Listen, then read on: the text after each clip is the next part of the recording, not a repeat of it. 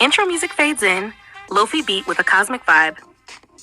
Welcome back to Earth is Ghetto, where the tea is hot, the news is messy, and the universe clearly needs a system update.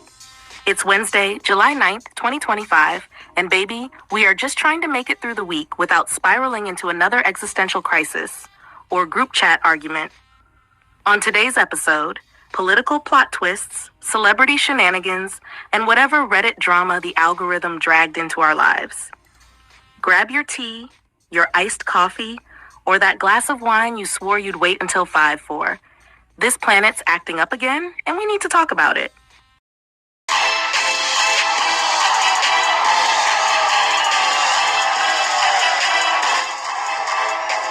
What's up, y'all? Happy Wednesday. My favorite day, trash day, of course. How y'all living? I'm doing well. I went to the gym today. It was hot today. I've got me some lemonade at Chick-fil-A. Like, I got a whole jug of lemonade.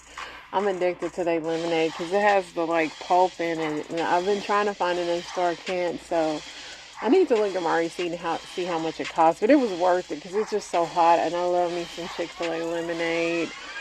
Other than that, y'all, watch Love Island, of course, again. You know, what else will we do for the next couple of weeks? And yeah, that's about it for my day. Nothing spectacular exciting happened. Laundry and trash day today. Love that. News. Let me see if I liked anything on the X app before I let Chatisha do her thing. I can't remember if I liked anything or not. Let's see. I don't even know why I like that. So, Nicki Minaj and Jay-Z have been beefing, or Nicki Minaj is beefing. I don't know if Jay-Z cares that much, but here's a little rundown of what's going on with it. The Super Bowl thing, I want to get back to that for a second, man. I'm not here to defend anybody. I really don't like when people who open up doors as black people get shitted on publicly like that. I just don't like it. I think in that case, what Nicki did was wrong. To bring up Tidal, his streaming company, that he gave you equity in, that you didn't sign the fucking paperwork, and that's the reason why you left millions of dollars on the table. That man didn't do nothing to you. To be talking about somebody who's putting, whether it be Kendrick or Wayne or Drake or Usher, he's putting them on the biggest stage.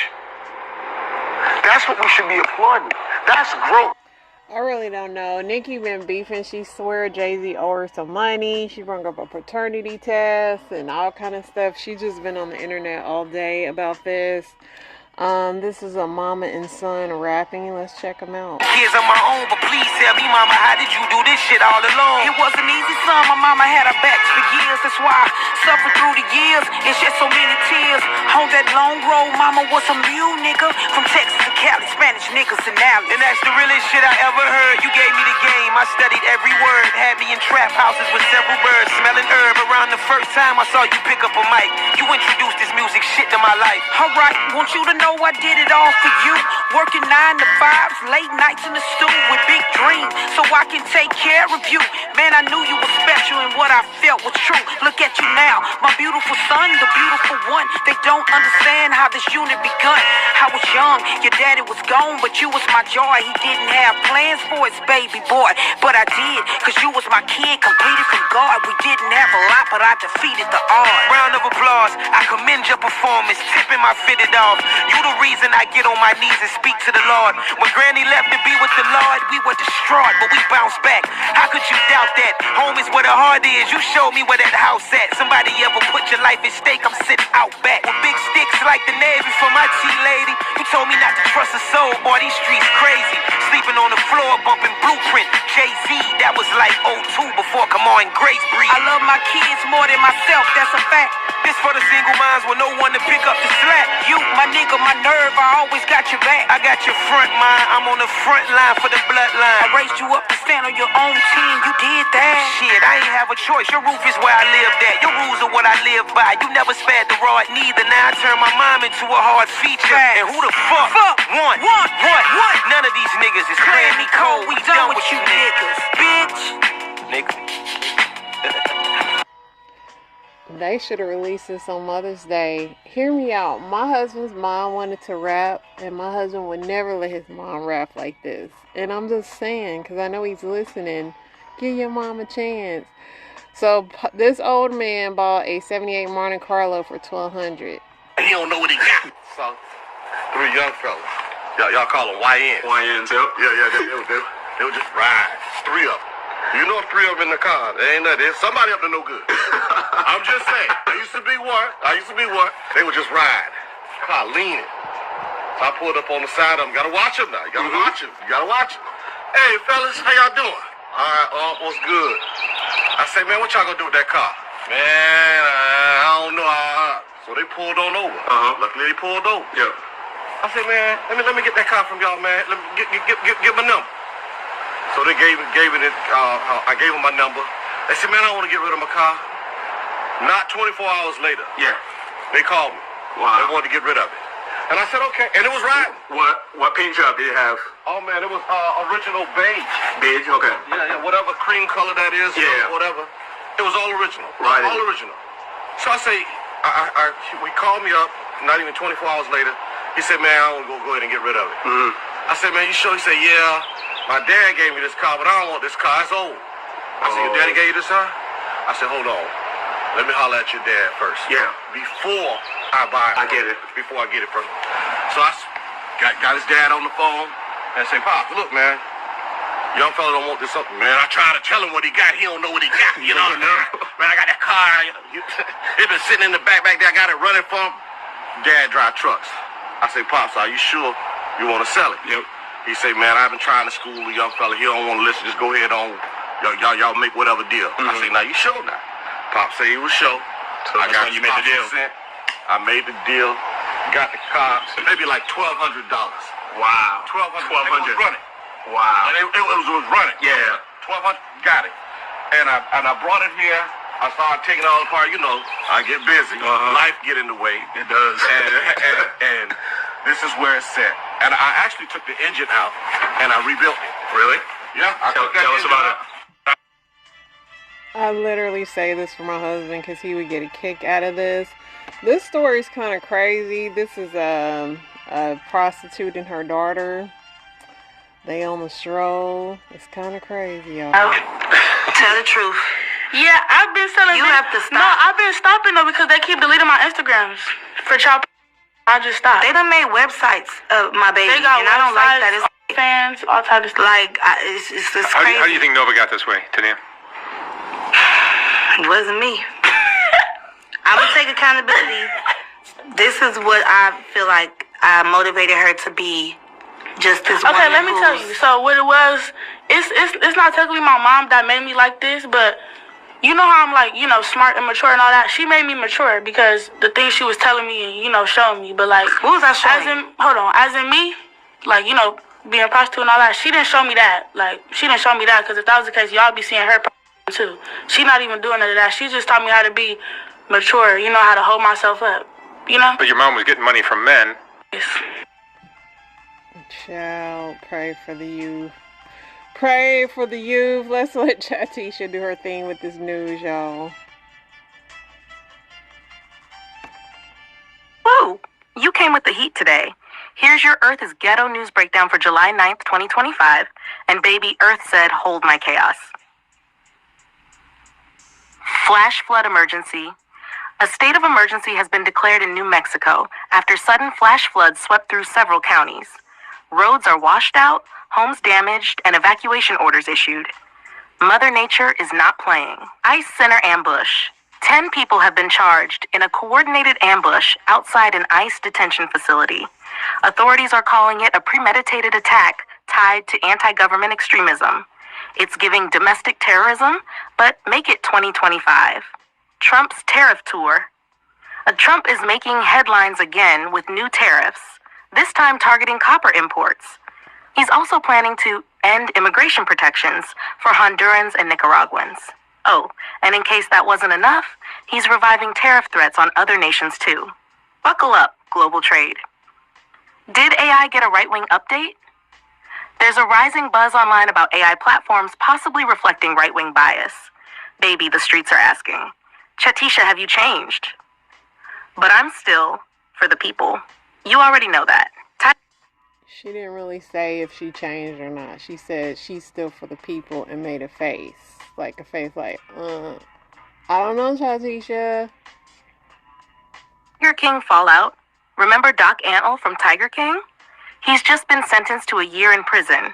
Charges include wildlife trafficking and money laundering, from zoos to Zoom court dates. Teen Mom scandal. A former 16 and pregnant star has been charged with involuntary manslaughter in connection to a tragic incident involving her child. Social media is divided, but it's a heartbreaking case. Conservative meltdown over Epstein. The newly unsealed Epstein associate list has some right-wing figures fuming, not because of who's on it, but who's not. Now Elon Musk is adding fuel to the fire, accusing the government of cover-ups. Again. Liberia and the U.S., it's complicated. The U.S. is ending aid and security support in Liberia, prompting questions about diplomatic fallout and regional stability. Band breakup vibes. Longtime Pearl Jam drummer Matt Cameron is stepping away from the band. It's giving, I'm too old for this tour bus life. Kenya protests turn violent. Police in Kenya clashed with protesters amid rising political unrest and anti-government demonstrations. Multiple injuries reported as tensions flare. Wisconsin bans conversion therapy, a win for LGBTQ+ rights. Wisconsin officially bans conversion therapy for minors, joining a growing number of states protecting queer youth. Naomi Osaka reacts to viral clip. A clip of Osaka being asked if she still deserves endorsements went viral. Her classy clapback? My worth isn't tied to performance. And that's period. Receptionist gone rogue. A Florida receptionist has been arrested for allegedly stealing $400,000 from her employer. Sis was embezzling like it was a hobby.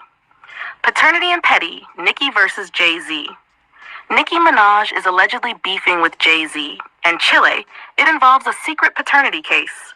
The Barbs are activated. The Carters are silent. The internet is invested. Gary Coleman's widow fails lie detector. Over a decade later, Gary Coleman's widow is still catching heat, this time for allegedly failing a lie detector test on claims about their relationship. It's messy and sad. You know, the Gary Coleman stuff really never sat right with me, because the way he supposedly hit his head, and I mean, I don't know. It's crazy. Normally I would have Chatisha read the Reddits, because I don't be feeling like doing all that reading. But I'm not feeling her Reddit rundown, so I'm going to have to take it back from her. My husband will be happy. He likes me to read. Anyway, let's get into this. My neighbor's cheating on his wife with my mom. What? So my neighbor, 68, has been a family friend since before I was born. For about 8 years, my mother, 47, has been friends with him, but recently she has gotten too close to him. About 2 years ago, I caught them kissing twice. Yesterday, I went through her phone and found them sending texts saying, I love you, and talking about things they do together. I wouldn't care, but he's old enough to be her father, and he's married. His wife is bound to a chair, barely able to walk to the door. She has no clue what's going on. My mother helps to take care of their dog. I live with my mom and grandparents. Is there anything I can do about this? And then he edited saying, to all you saying, how do you know his wife doesn't know? My mother calls her things like B and whore, so I know that my mother doesn't want her to know. And my mother has joked about moving in with my neighbor when his wife passes away. Do what you will with that information. And people said, baffling how many comments assume the neighbor has an agreement with his wife because she's disabled. Somebody said, I'm sure I'm the minority, but it bothers you, then I would have a talk with your mom. If you two have a good relationship, leave the older man and his wife out of it. Somebody said, you're 16. He's been a family friend since before you were born. Your mom has been friends with her for 8 years. Math ain't math in here.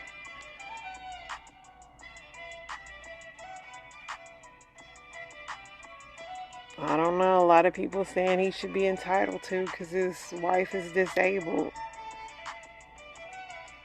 I don't know. Sounds messy. Am I the a-hole for breaking up with my new girlfriend because her ex, who is her friend, needs to get used to the idea of us dating? Okay, so my new girlfriend introduced me to her friend group, including the ex. Admittedly, I never felt entirely comfortable with my now ex-friends being with this guy. He acted weird when my ex introduced me. I thought it was me at first. However, my ex explained that her ex told her he needs time to adjust to her dating me and told me she was going to try to limit our interaction. I asked her to clarify. I asked her if she's not going to see him, but she told me not exactly, but she was going to try to keep them apart. To be honest, when I heard how apparently she's going to actively make her friend comfortable like this, I felt a punch in the stomach. I told her I do not feel comfortable with her being friends with a guy who needs to adjust to us dating, that we weren't going to work out. She tried to convince me there's nothing going on between them, but I didn't believe it. I mean, what the F is there to adjust? Clearly, she got him a part of her bench. That's what I think. Because why would she care? I've had male friends, and when I started dating my husband, if they didn't like it, it's just like too bad. Like, I mean, I get you might be concerned, but who I date romantically has nothing to do with a platonic friendship. So I think that she had ulterior motives with old dude. Somebody said, obviously her priorities are effed up. She's still tied to him. Not the a-hole. She's still into him on some level. Yeah, bro. She into him. Have you ever fell in love with an unattractive guy? Somebody said, my ex was effing ugly and I fell in love with him. He left me for another woman. See what happens when you give the ugly dudes a chance? I fell in love with a guy I did not consider physically attractive. We met online, talked a long time before we met in person, so I was already head over heels, but he eventually revealed himself to be a lying coward, and he got really ugly then. My wife tells me she started liking me when she discovered I had a good sense of humor and I was kind to her. I think I'm average looking once we hit it off. The sex got hot. Really manly, handsome actors, for instance, she's generally not attracted to and prejudges them to be probably creeps. Anyone a woman grows to love becomes more attractive. If a woman has depth to look beyond the surface to very lovable soul underneath, she's not going to think he's ugly. My thing is hygiene. I mean, hygiene, and you can't, it's just some things. But yeah, hygiene takes precedence for me over everything. Am I overreacting to my husband's female coworker constantly texting him? My husband, Jake, is 31. He started a new job 6 months ago. He loves it and he made some friends, which I support.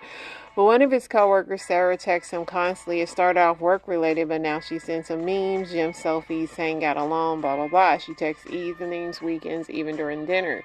Jake always responds right away. Meanwhile, listen, your boyfriend's the problem. I'm not about to read all this. Your boyfriend's the problem. Why does she even have his personal number? Like, I've worked with my coworkers for years, and I do not have their personal number. Somebody said, I would say that most dudes that are in committed relationships become kind of numb to when they are being flirted with. But as a married dude that has been with the same person for 15 years, any and all conversations I have with the opposite sex, I put through the filter. If my wife was talking to a dude, would she be mad? It's a matter of respect. Yeah, somebody said if she's sending selfies, she trying to get them. Somebody said, woman, wake the F up. The woman is clearly after your husband. Give your husband an ultimatum to cut it off. Yeah, your husband's a problem, for real. Men who've grown emotionally, what helped you step up finally see your partner? My husband's 45 and I'm 44. We've been together for 25 years. We married young, oldest siblings from broken homes, looking for stability. And while I've grown emotionally, he stayed the same. I work full time and always have. I also do all the cooking, cleaning, laundry, grocery shopping, kids' appointments, taxes, school stuff, everything. He does yard work. That's about it. I've told him I'm burnt out. He wanted me to meal prep lunches, but gave no input. I tried factor meals for a break. He refused to eat them and said, I want your cooking. After I told him I was struggling, I sat him down 2 months ago and said, I can't live like this for another year, let alone another 25. He tries to control how I act in public, tells me to be quiet if I'm being playful or talkative, then gaslights me when I call it out. If I make plans with friends, which is rare, he asks when I'll be home before I even leave. I gave him $20,000 toward a dually, and he told me I couldn't drive it until I practiced with him in the parking lot. I'm 44, not 16. Repairs around the house go untouched for years, but he'll help others immediately. When I asked if he'd treat a future girlfriend the way he treats me, he instantly said no, followed by the classic, I don't know how to communicate.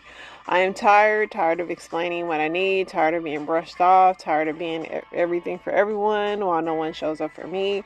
And before anyone asks, he's not neglected sexually. He gets sex and blowjobs almost daily. This isn't about that. He's not a bad man. He's a great father, but he's a crappy partner. And I just want someone to be someone's priority. You're rewarding his bad behavior. Why?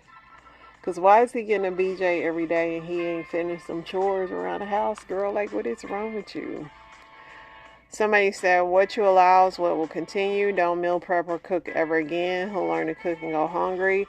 And it doesn't have to be a screaming fight. Yeah, she's rewarding it. This, boys and girls, is a divorce happening in real time. Your man needs to experience a significant emotional event. Give him one. Until that happens, he will continue to take advantage of you, take you for granted, then demand counseling. If negative response file, I say things from a personal experience. Somebody said what I said. Why is he getting sex and blowjobs daily when he's not fulfilling your emotional and mental needs? How are you still even sexually interested in him, right? Like, how could you even want to do something with him and he ain't even doing what he's supposed to do? Most women in this situation will completely lose their attraction and they will hold sex naturally because they aren't into the guy anymore. If you aren't naturally turned off by his behavior, then you may want to withhold sex just to make a point and show him how tired and frustrated you are. Since you don't know how to communicate, maybe there's more effective communication. Somebody says, sorry to burst your bubble, but he isn't a good man, nor is he a great father.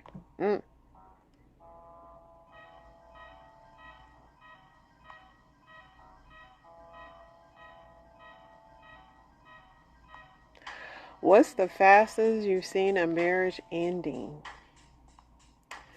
My coworker married a very controlling guy. All the decisions about the wedding were his, including venue, food, restaurant, blah, blah, blah. And she had one request, no cake smashing. Guess what he did? He smashed the cake in her face. They keep saying if they do that the marriage is going to end. Somebody said maybe 6 hours after the wedding, her ex called and said he was out of jail and needed a ride home. She never came back.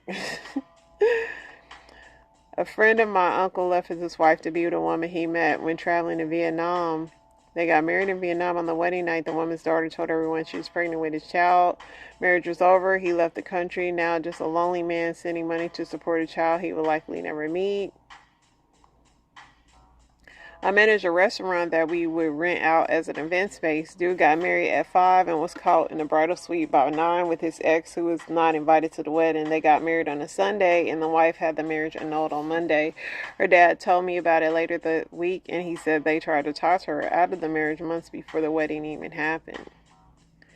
I had a friend that got married in college. After the ceremony, his wife told him he was not allowed. So basically, the wife told him she didn't want him seeing his family again. He filed for an annulment the next morning. My friend's marriage lasted about 24 hours soon after he heard that his wife was banging their best friend after her hen's night out. A lot of fast marriages. Somebody said maybe 10 to 12 hours. Friend realized on the night of her wedding that the guy was gay. She left him on the spot. Mm-mm-mm.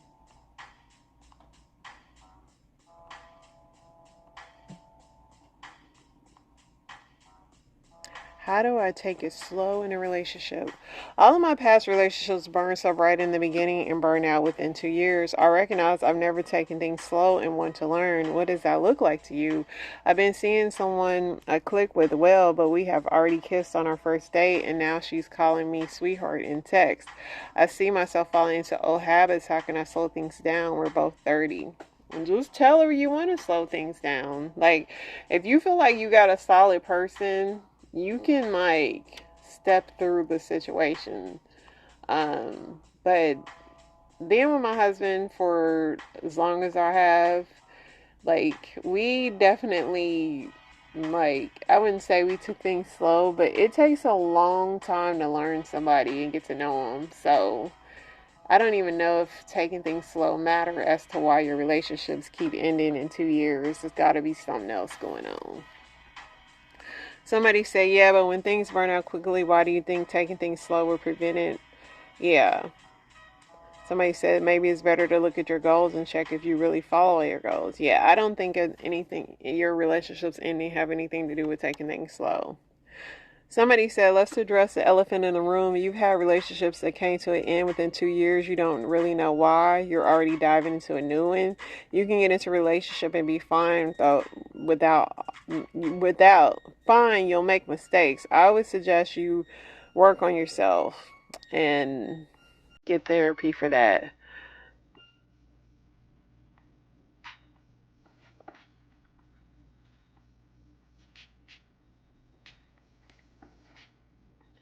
Somebody said communication is key. Just tell them. Somebody said find a pansexual dominatrix. Don't know what that means. Alright, let's read one more. I wish Chatisha could do these perfectly because she just can't. She just reads them. She don't read the comments. This is where I've had to step back in. Somebody said my ex texted me at 2 a.m. asking to get back together. My ex texted me at 2 a.m. asking to get back together. We broke up like 6 months ago and it was very messy. She said she needed space to figure herself out and that we wanted different things. I was pretty heartbroken, but eventually accepted it and started moving on. I even went on a few dates with other people recently. Last night she sends me this long text how she made a mistake and this is what we had. She wants to meet up and talk about giving it another shot. Part of me is excited because I really did love her, but another part of me is like, why now? What changed? I'm worried she's just lonely or things didn't work out with whoever she left me for. I don't want to be someone's backup plan, but I also don't want to miss out on getting back together if she's serious about making it work this time. My friends are split on what I should do. Some say people could change and others say she'll just hurt me again. I know I need to decide for myself, but honestly, I'm confused. I mean, one thing she knows about you is you'll take her back. So I hope she's being real because you could risk definitely getting hurt again. I mean, you need to really just figure out why she left you in the first place and make her sweat a little bit and make her work for it. Like if she really wants you. Somebody said it could have been a case of drunk texting. Somebody said it's 2 a.m. should be your first clue. If she asked you to go for coffee where she explained why she left you. Yeah, she needs to like explain. People said don't re-engage. Somebody said never search for happiness at the same place where you lost it. Exactly. You'll always have that fear too that she might get unhappy and leave you again. It's just it's a gamble. Love is a gamble. Somebody said she just couldn't find anyone better than you, so she's back. Tell her to kick rocks. Yeah, it's a gamble. Let's get into these story times, y'all. This is a game changer.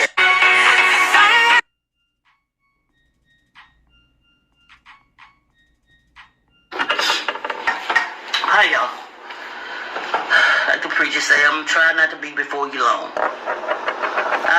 Today, I'm going to work out all day. Just all day long. That's what I'm going to do. You know why? Because I'm exhausted. Remember I told y'all about the don't fall for the urge. That man started calling me. And even though I had a conversation with the man and told him, you know what, listen, I really just like being by myself. I do. That ain't stop him. He called me yesterday. It's the 4th of July. I'm home alone and the man invites me over to, he said, I want to invite you over to my friends. Now, it's the 4th of July and somebody tell you they want to invite you over to their friend's house. Let me ask you something. What would you think on the 4th of July they inviting you over for? So I asked him, I said, well, do I need to, what type of clothing do I need to wear? He said, oh, you okay? Because he had already came over and he saw me with what I had on, that lilac dress I had on. So, yeah. He said, yeah, that's good right there. Now, one thing I do like about this man, he's a gentleman. He opens the door for me. Yeah, he does all that. He said but he's dry. He's very dry. He doesn't laugh a lot. He rarely smiles. And I let him know that too. I said, our energy don't match. And I told him about himself. I said, you know, even though I don't mind being friends, I said, well, my friends, we greet each other. In the Bible, we call it a holy kiss. You know, greet. But that's okay. You ain't got to hug me. Then he told me. He said, "Well, I don't smile a lot," and he said, "I pretty much don't talk a lot." Okay. Then I noticed when he was coming up my stairs, the stairs to my building, the first thing he says is, "Oh, there's a lot of stairs." Yeah, and I can walk up them. Yeah. Okay. We get over to the friend's house, and when we get to the friend's house, there are multiple cars. So I'm thinking, you know, these are people. These are people that have come over for this gathering. And then when it was like 4 or 5, about 5 cars outside. Nice, you hear me? They all look brand new. Like it was like 3 Corvettes, another big truck, and okay. So then the man comes out, and we go through the man's garage. In his garage, 3 more cars. Okay. So the thing of it is, this guy, he's an architect, and the house he had, it's about an 8-bedroom house. The man is wealthy. Okay. Y'all, when we get in there, guess who in there? Just the man. Then the man was like, "You all hungry? I have some lamb chops and stuff that he had cooked earlier in the day." And at this point, I'm thinking I'm going to cookout or something with, you know, with a Johnny Gill atmosphere, some Jeffrey Barnes. Come on, Osborne. Y'all seen the video of Johnny Gill? This is what I'm thinking I'm headed to. So after sitting there and listening to them talk about high school, and I yawned. Oh, she's sleeping? Yeah, she is.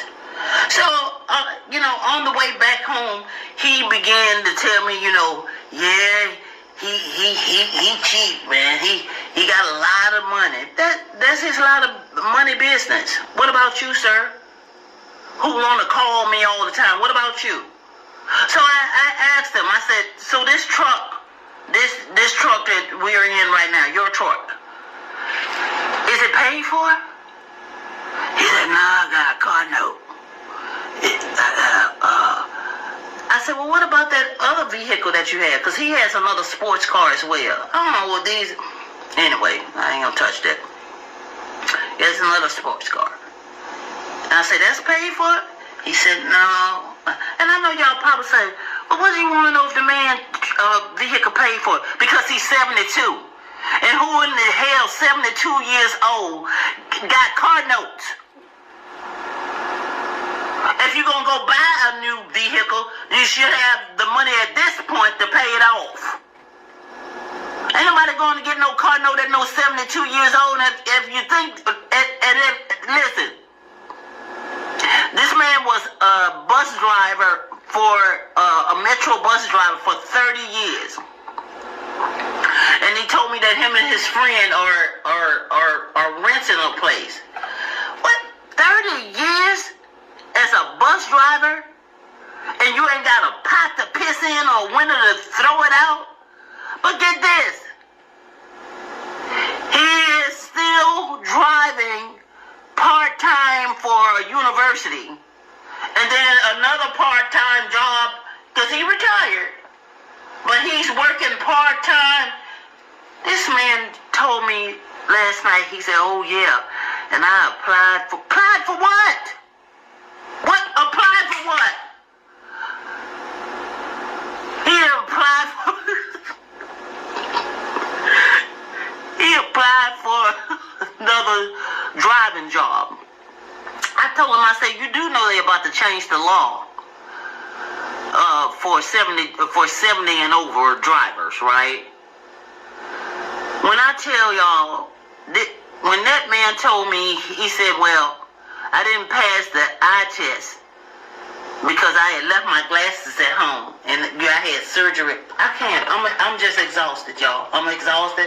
I'm about to shut this down so I can exercise. Just the last part. When he went to drop me off, he said, can I come in? It's 9 o'clock. For what? Ain't no nightcaps. Ain't no none of that, sir. Good night. Good night. And my Bernie Mac. Listen, I know a lot of 72-year-olds with car payments, unfortunately. I don't want to be that old one. I could tell you that. Danielle? Yeah. Danielle, how you feeling today? Feeling good today. So should I call you sir or ma'am? Be honest. Yeah. What's the tag? You took that? You bought that? I bought this. Oh, okay. Yeah. You just left the tag on it. Okay, for fashion. For fashion. Oh, okay. So I gotta tell you something. What? I got a wife at home. A wife? A wife. And I only do this on the weekends. Your whole voice done changed. So you don't want nobody to see? I don't want nobody to know. So what happened if they share the live? I mean, the live And I'm stream. gonna get divorce papers or anybody can say I got the best pussy out here, so I be making my money. And I'm gonna continue to make my money. Okay. You got the best pussy. The best pussy out here. Oh, okay. Be honest. These about triple D. No, double D. And what did you say? You got stuff cotton in there? I got like some sweaters, some socks and stuff in there. Tony gave you that sweater. Got the Joanna Man thing going on, so it's like. I know, but if she find out, then I would kick out. Danielle. I pray he's mentally ill and he don't really have a wife at home because this is terrible. Somebody said, I need his wife to see this for health safety. Somebody said he looked like Tyler Perry. Somebody said he left it hanging so can't nobody get it twisted. You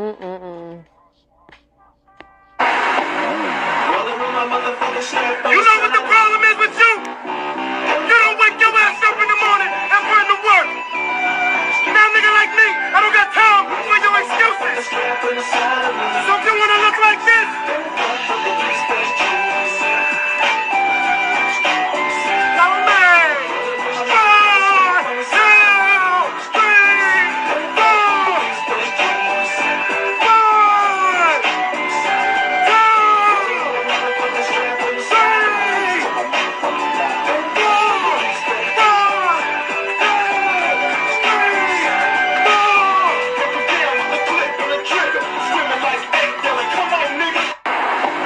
Why am I incorporating this in my workout? Also, when I think of California people, this is what comes to my brain because I just feel like that's how they be working out for real. Somebody said, I'm not sure what I just watched, but I like it. I hope your favorite drink is always miraculously in your refrigerator. I hope whenever you check your bank account, you got more money in it than you actually expected to be in that motherfucker. I hope every time you go pay your utilities, that shit say zero balance due. I hope that every time you crank your car up, it's a full tank of gas in it. I hope that every time you reach into your purse, wallet, or pocket, you have more than enough money to get what you need. I hope your favorite drink is... Yes.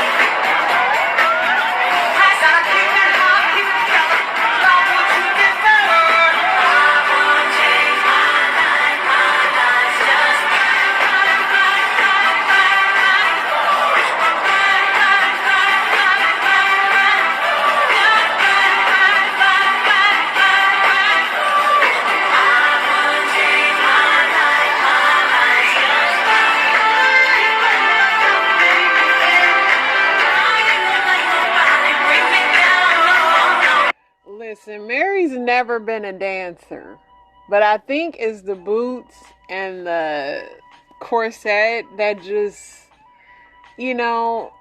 Mary, she's never been a dancer. Somebody said Mary needs to have a seat. Somebody said she's singing like them teeth about to fall off. Somebody said you could tell when a singer isn't dead. Somebody said I would have called my bank in the bathroom. Here's a scientific method to stop overthinking. You're going to love this one. It's so clear and structured. If you're new here, I'm Michael. I help you master your energy so you can up-spiral your life. If you're into that, follow me and click the link in my bio. So this method is drawn from cognitive neuroscience and clinical psychology. And it works by interrupting the rumination loop and rewiring your brain for clarity and calm.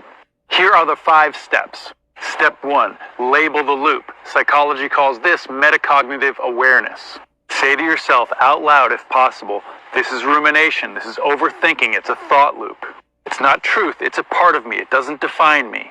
This activates your prefrontal cortex, which weakens the grip of the default mode network, which is where rumination lives. Step 2, shift your attention to physical sensation. Psychology calls this embodied interruption, and it moves your attention from your thoughts to present moment physical sensations. Here's what you do. Name 3 sounds that you currently hear. Now feel the air moving across your face. Now clap your hands loud. All of these activate the ventral vagal network, and this resets safety signals in your nervous system. Step 3, change state physically. Psychology calls this pattern interrupt. And what it means is move your body to break the cycle. So do 10 jumping jacks, then hop or run up the stairs, then finish it off by splashing cold water on your face. Overthinking is a mental symptom of a stagnant physiological state. Change the state, change the mind. Step 4, rewire with intention. Psychology calls this cognitive reframing. So ask yourself, what do I wish I believed instead? Or what would I do next if I trusted life? Make this tangible by writing it down or reading it aloud. This turns rumination into raw material for growth. And it shifts your neural circuitry from reactive loops into agency and insight. 5, anchor all of this with a ritual. Psychology calls this ritual habit formation. Here's what you do. Light a candle, then say out loud, loop interrupted, I'm back in choice. Then intentionally blow out the candle to close the loop. This actually creates a neural endpoint and reduces recurrence. Write freedom in the comments to remember this technique to... I think it was all perfect except for the candle and blowing. I can't do that. I get too scared. That messes with me. Anyway, y'all, that's the show. Inspirations on the way. Y'all stay blessed.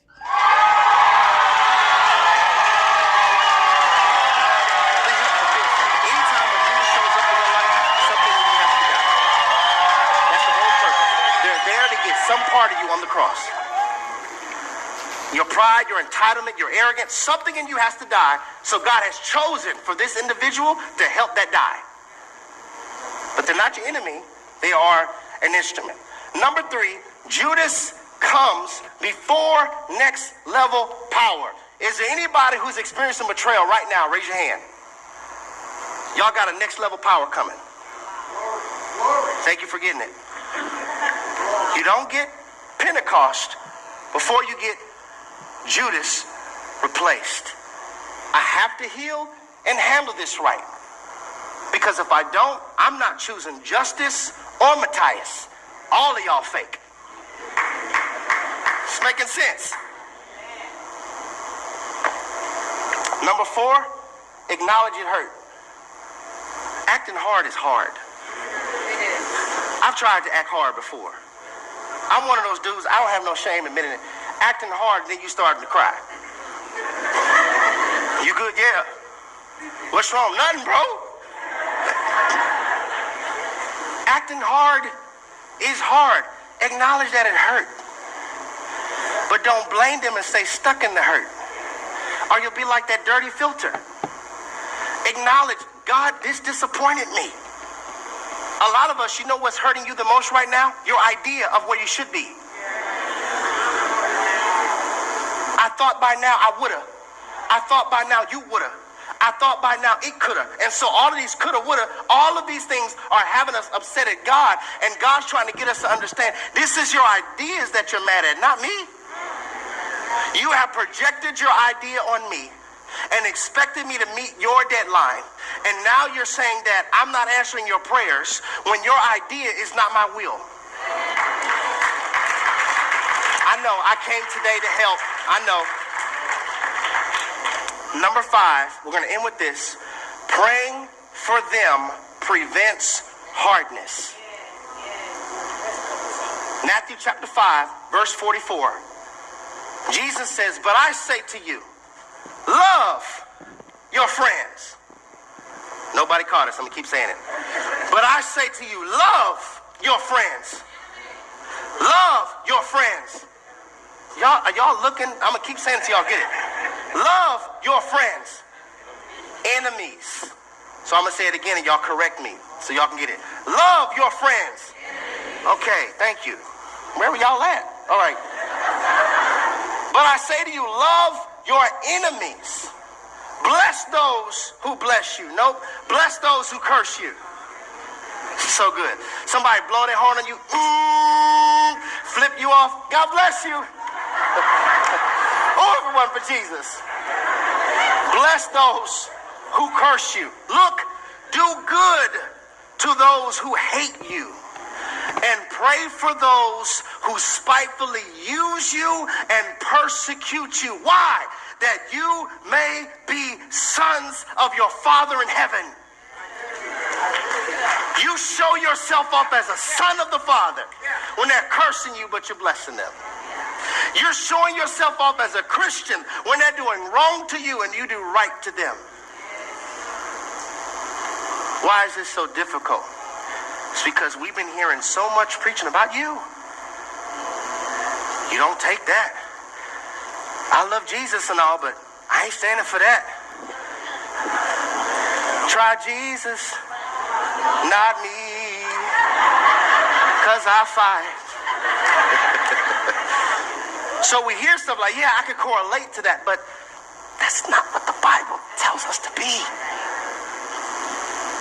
Can I tell you something? Nobody can fight for Jerry like God. Nobody. I went to a church a few weeks ago. Some of y'all may know about it. People started talking about me because I went there. I preached what God told me to preach. I prayed. I got counsel from my elders. And this is something that God wanted me to do. I don't just take invitations just because of an opportunity. I really want to be spirit-led. I know what it feels like to make a decision that God didn't tell you to do, and you have to recover from that decision or try to lie to act like it was God, but that wasn't him. I don't want to experience that anymore. People start saying stuff about me, and, oh, I can't believe this about you, and, oh, I thought you were this, and, oh, I thought you were that. I wanted to say, I promise, with my phone, because the unredeemed part of me likes to be petty. Okay? I'm just being honest. The unredeemed part of me likes to, oh, you want to talk about mamas. Oh, that's me. Telling the truth. I wanted to say stuff, and then, like, if I could just be transparent, I would click on the profile of the person who said something. Y'all ever did that? Okay. I feel like there's some real people. No, I'm too saved for that. Pray for y'all. Okay. I would click on the profile, see them like clubbing and stuff, and ooh, I know you not talking.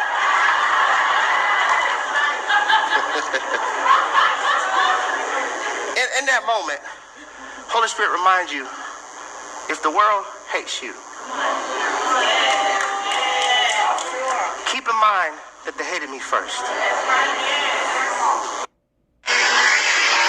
Until now, Game Changer. They have a wire trimming head that's universal. It's going to fit any weed eater. They have different. I got called Beelzebub. I'm eating with tax collectors. I'm having a woman wash my feet who has a reputation of sexual immorality, and the church people said he can't be a prophet because if he was a man of God, he would know the woman who's touching him is unclean. They said things about me. I know you're not gonna misrepresent me because of some comments. Who gave you oxygen on today? Who saved your soul from an everlasting hell? Who's being good to you? Who gave you a beautiful bride? Who's blessing you? Are you going to misrepresent me because of a profile picture from somebody who doesn't know you? And you're going to set them straight after I just told you he set it straight. And I was reminded in that moment, if God be for me, who can be against me?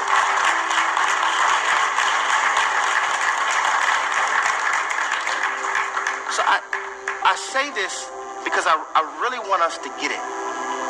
When you are a biblical Christian, people will not like you. Your witness will be offensive. If everybody likes you, you probably don't. Because it's hard to become a different version of you to be accepted by different cliques. And it was my experience with my Judases in 2018 that kept me in that moment from saying some comments that didn't represent the kingdom. Sword fights don't work. You understand the Bible's called a sword? So fighting scripture with Christians, that doesn't work. It just causes more division. Sword fights don't work. Who can fight for me best? My God. And I pray that you hear and see my heart. Whoever it is who has been hurt, upset, mom, ex, divorce, whatever it is, let it go today. Let it go. Let it go on today. Let it go. How do you recover? They're an instrument. That's not your enemy. How do you recover? They fulfilled an assignment. Peter said, they have gone from us. They're done. They did what they were supposed to do. And you have to understand this. All things work together for the good of those who love the Lord and are called by his name. As painful as it was for Judas to kiss Jesus, all of us right now are benefiting from Judas' kiss. All of us. So when we get a larger facility, I'll do it, but right now we're not large enough. So I just want to do this because I feel led to. Where you are, we can't all come to the altar. I miss crowded altars. But if you've been battling with bitterness, unforgiveness, or you just want answers because of what a Judas did, I just want you to stand so I can pray for you. That's it. We ain't forget who's looking around. This is for you. This is your moment. This is your moment. Your moment of putting this before God. Whoever it is, I want to shift your perspective. Whatever their name is, their person, this is what I want you to hear. Jesus loves them. You don't have to repeat after me. I want you to see them different. Jesus loves them. He died for them. And if they repent, we're all going to be together in heaven. They're going to be right there next to you. Same grace you and I got, they're going to get too. It could be somebody who molested you, raped you, lied on you, hurt you, sold you out, ghosted you, whatever it is. In this moment, look around the room. I want you to see that you're not the only one struggling with a Judas. We're going to let it go. Why are women everywhere choosing Abby X, the new tummy tuck alternative? My results speak. So if you would, just lift your hands. This is not scripted. It's just a spirit-led moment. Hands are lifted not out of religion, but just saying, I surrender. So, God, in this moment, we acknowledge it hurt. You know the story of the man, of the woman whose hands are lifted, who have cried on their pillowcase, who have tried to hide the tears, who feel a tightness in their chest when they see their name on social media or call. We don't want to carry that anymore. We want to be free. All bitterness does is contaminate the container. God, we want to let it go. We want to let it go. We're asking that you shift our perspective, that you love them just like you love me. And if you could be nailed on the cross and while you're dying, if you could say, forgive them for they know not what they do. Give me the strength to forgive whoever it was who hurt me. I don't want debris to go forth before your love does. I don't want to be a clogged conduit anymore on this day. The 6th month of this 2023 calendar year, I want it to be said, I laid it at the altar on today. It won't haunt me anymore. It won't plague me anymore. I know it takes a process. Sometimes healing is messy. But God, far be it from me if they don't see me as a messenger because I'm still bound by the mess. And God, help me to forgive me too.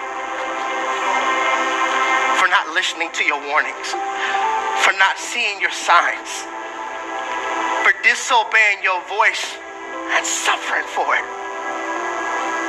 You promised me that you restore the years that the cankerworm has stolen. That doesn't mean you're going to give us more time. It just means what you could do with the time we have left can equal what you were going to do the first time you told us. We lay it down on today. Broken, still hurting. We're asking that you heal us. In Jesus' name, amen.